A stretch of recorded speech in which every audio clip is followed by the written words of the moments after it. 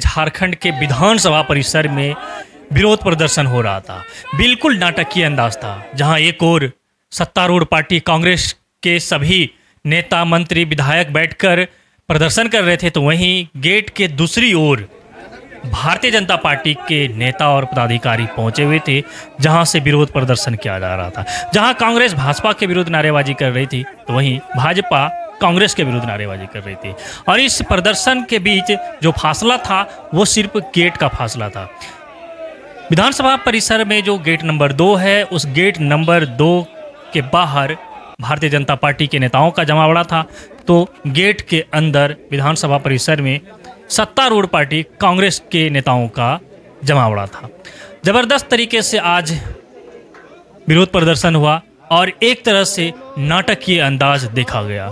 इस झारखंड में शायद ये पहली बार ऐसा देखा गया है कि विधानसभा परिसर में गेट के अंदर एक पार्टी हो तो बाहर दूसरी पार्टी बैठकर प्रदर्शन कर रहा है।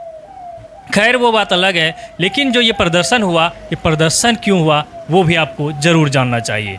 दरअसल राज्यसभा चुनाव के लिए झारखंड में नामांकन हो गया। नामांकन के बाद स्क्रूटनी हुई। स्क्रूटनी के दौरान ही परिमल नाथवानी, जो कि भाजपा समर्थित उम्मीदवार है, उनका नामांकन पत्र को होल्ड पर रखा गया था।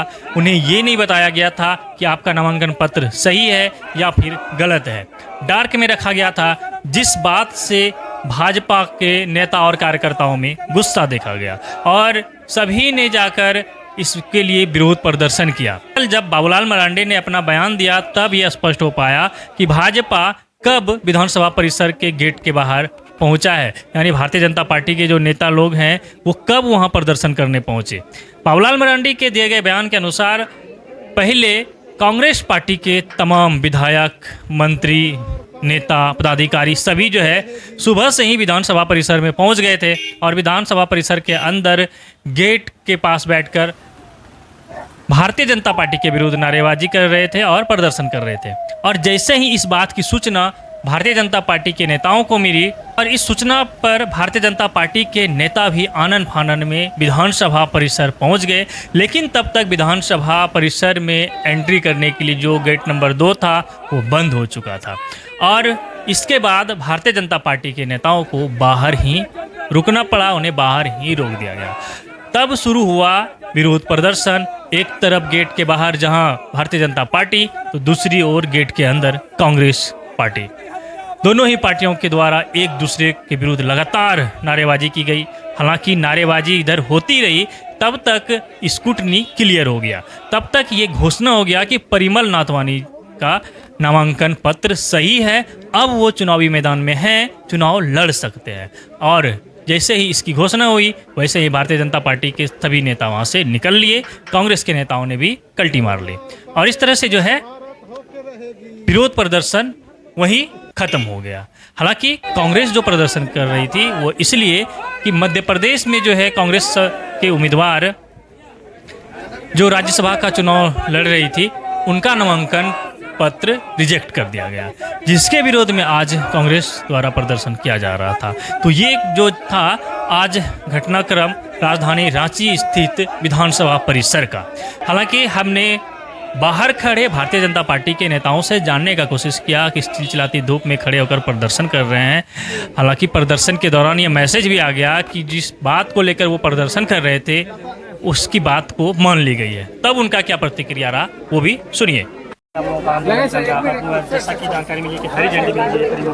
देखिए, न्याय को तो जीत मिलना ही था। परिमल नाथवानी जी के पेपर में यदि कोई गड़बड़ी होता तो इसके पहले वो 2-2, 3-3 बार चुनाव कैसे जीतते हैं। राज्यसभा का सांसद पहले भी रह चुके हैं, झारखंड से 2-2 बार रह चुके हैं। तो उनके पेपर को चुनौती देना नाम के मामले को लेकर ये तो गलत है। और जिस प्रकार कांग्रेस के कार्यकर्ताओं ने विधानसभा के अंदर जाके सुबह में गैर लोकतांत्रिक तरीके से अपनी आवाज को बुलंद किया, भारतीय जनता पार्टी के कार्यकर्ताओं के लिए गेट को बंद कर दिया गया, ये बहुत अन्यायपूर्ण था।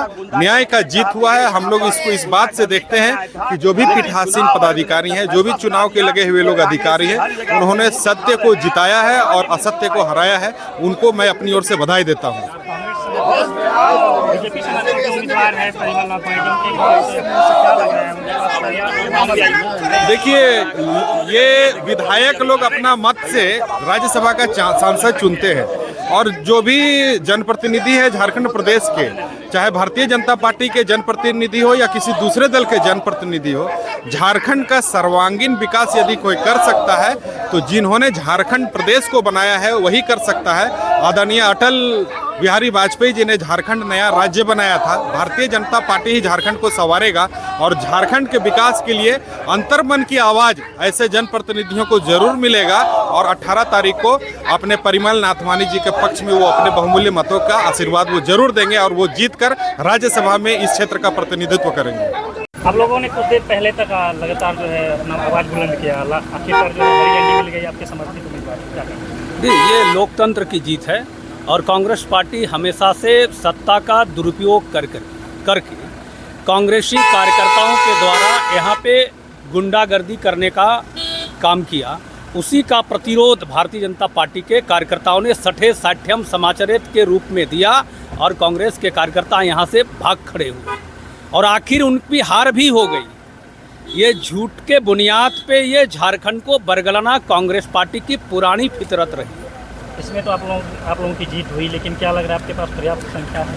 नहीं, हम तो इसलिए तो अपने भारतीय जनता पार्टी कैंडिडेट्स नहीं दिया और हम एक निर्दलीय कैंडिडेट्स को, जो पहले से ही भारतीय जनता पार्टी के विचारों से था, झारखंड के विकास को लेकर के नथवानी जी ने कई आयाम गढ़ा है, इसलिए भारतीय जनता पार्टी ने इनको समर्थन देने का काम किया।